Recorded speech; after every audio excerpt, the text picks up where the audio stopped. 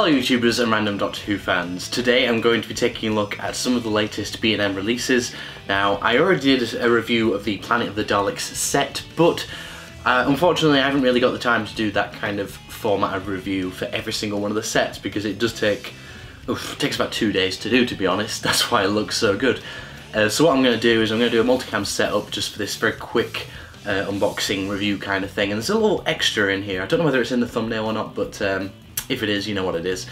But I've got 3 B&M sets, I've got this camera here, and I've got this detail camera here, which you can't see on the top one, which is good.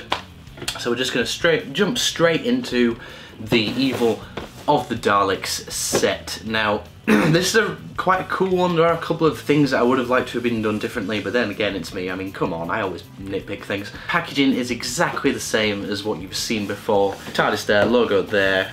You've got the limited edition. You also have a TARDIS on the side. You also have a TARDIS and the logo on the side again.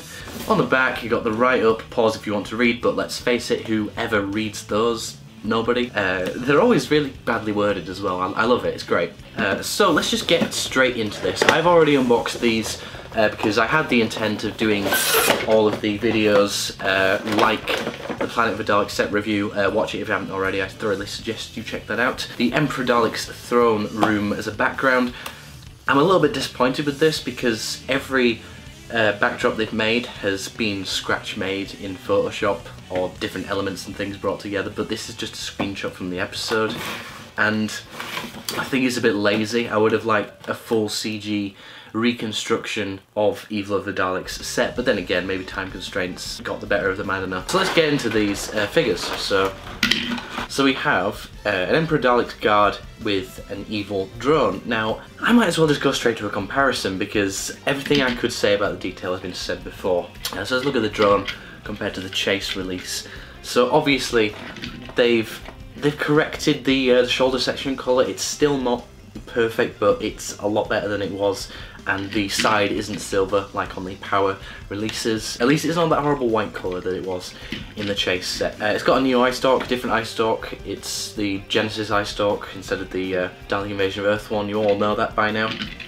The main difference is it has a pupil, which is really cool. It sets you in the mind of the Product Enterprise versions and all that kind of stuff. It's quite nostalgic, quite cool, and obviously there was a Dalek in the episode with the pupil. Now this is where my constructive criticism comes in. I think it would have been a better idea, well, to have done this, obviously with the pupil, that's a really cool idea, but they should have done the marking on the skirt of Omega, Alpha or Beta, because those are such iconic characters, and it's not really something you can easily customise either. It's really something that the factory should have done, because you really need a steady hand. I was really hoping that they were going to, but they didn't. But either way, it still looks really cool. I think the 60s Dalek with the pupil looks great, and obviously the evil Emperor Guard. Oh, my Toys R Us version has a very floppy eye stalk. So this is the Toys R Us. That is not the Toys R Us version. This is a custom I made, I think. Either way, it's very similar. The eye stalk's the Genesis one on this one as well, and that's the Dalek Invasion of Earth one. And the shoulder section's slightly different, but I don't know. I'm not really too bothered at this point, to be honest. Yeah, the headlights are paler than they were in previous releases, but the episodes are in black and white. You can't tell, can you? Overall, I think it is a good set. I think it's decent, but like I said, I would have loved to have had the name tag on the drone, because it would have just given it that more personality. Moving swiftly on, we have the 5 Doctors set. Now, packaging for this, very standard. You've seen it a billion times. The back, would like to have seen some screenshots from the episode. I'm going to keep saying that until they do it again, but 'cause I don't know, I miss screenshots from the episode, so you have something to compare your toys to. Okay, let's start off with the Cyberman. So this is exactly the same as all the Cybermen that they've made before. Pretty much. Well, it's exactly the same as the B&M one they released previously, except it has gold under the shoes, which a few people didn't notice, which I'm surprised about, but sure, it's kind of cool, but if I'm being honest, I would have liked like a massive mud wash all over the shoes just to give it that much more differentiation. The wash is actually overall is different from the original Earthshock release. That one's a much more black and this one's more grey. I think the chin guards and the chest piece should have been silver by this point. The gun is just your standard Earthshock silver gun, really. yeah, not an awful lot to say about this because it's just a re-release. I'm going to wait until the Cyber Leader comes up individually for less than £10 and then I'll get it, because there's not much point in me buying another set and going through the faff of selling the Third Doctor and the Reston Warrior robot. So, no, yeah, this is actually really cool, the Reston Warrior robot. I'm always a bit iffy about them reusing parts, but to be honest, in this it really does work because there's not that much differentiation between this and the actual thing. Sure, his spine is a lot more visible on the actual thing, but oh well, who cares. My only gripe with this is the colouring. I think it could be like a little bit more of a bluey silver kind of grey kind of thing. It doesn't look too different from the rest of the silver on the body. I really do wish that it came with some accessories. I wish it came with like the spears, and I really wish that the Third Doctor came with a rope, because obviously he uses that to go to the Tower of Rassilon. What a splendid idea! The thing is, accessories really accentuate figures. I feel like they add a whole new dimension to sets, and we'll obviously look at that next with the Earthshock set, but I think it's a bit of a missed opportunity not putting more accessories with this. A sonic screwdriver would have been lovely because, you know, I lose my sonic screwdrivers all the time. People who haven't bought the Third Doctor before will want his sonic screwdriver, so it's really annoying how they don't re-release the sonic screwdrivers. So yeah, the Third Doctor, he's still got dead lips, unfortunately. It looks like he's been put in a freezer for like 900 years or something. Yeah, I'm only doing this off of memory. I can't really remember what the outfit looked like in the episode. I've not seen it in forever. The cross-hatching on the overcoat is a bit simplified. Would have been nice for it to have a bit more texture, and perhaps the buttons on that should have been painted in a solid brown or black or whatever colour. They've obviously given him a new shirt piece, or maybe it's the one that was used in the Time Capsule 4th Doctor, I have no idea. You know what, I actually really like this because I was going to make a custom of it, but then I decided not to because it'd be too difficult. Character Options actually made one, so I don't have to make the custom now, so I'm happy. So yeah, overall I do like this set. Obviously there are some things that I would have changed about it. I would have given it a bit more detail, a bit more weathering, a few more accessories, but for what it is, it's nice enough. Okay, so lastly for the B&M ones, we've got the Earthshock set. Turn it around, and you've got the bio at the back. These two figures are pretty much exactly the same, the two androids, but I think it really, really works. I was really surprised because I thought we'd be getting like a companion with, I don't know, an Amy Pond body or something ridiculous, but I'm glad that they kind of went the more accurate route of releasing something with all parts that works, because this really does work using the Axon Man body and giving it a new head sculpt. It's really glossy, it's really shiny, which really stands out on display. It's really cool. It has swappable hands. They come off really easily, to be honest. I won't worry about them snapping. And it's funny, when you put it side by side with a Vord, it looks like you've got the same figure, except just a couple of superficial differences, which is exactly what it is, which is quite funny, but you know, it works. I'm not going to berate them for that. It really does work. So yeah, next up we got a funny one, which is the Fifth Doctor. It's the same as you've seen before, but he's got weathering on his jacket and on his trousers. I think they went a bit overboard with this. I think it is a bit ridiculous. It's nice to have some variation, I guess. I don't think they should have used black. I think they should have used different tones of greys and browns and things, because I think the black is a bit overkill, as you can maybe be able to see on that camera. It's a bit overkill. But overall, to be honest, it's probably one of the better versions of the Fifth Doctors we've had in recent years, because they have been very hit and miss. And it's really cool how we get this Cyberman bomb accessory.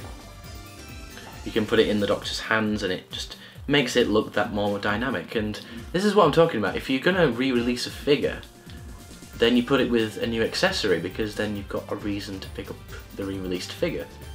Because, what was that noise? Because this now really sets it apart when it doesn't fall over, because it looks like an entirely new figure when it's not. So that's kind of a bit of a clever move there, character. I commend you for that. Okay, so that's it for the B&M ones. Overall, I think it's a step up from the last couple of waves. I think they've reused parts really well.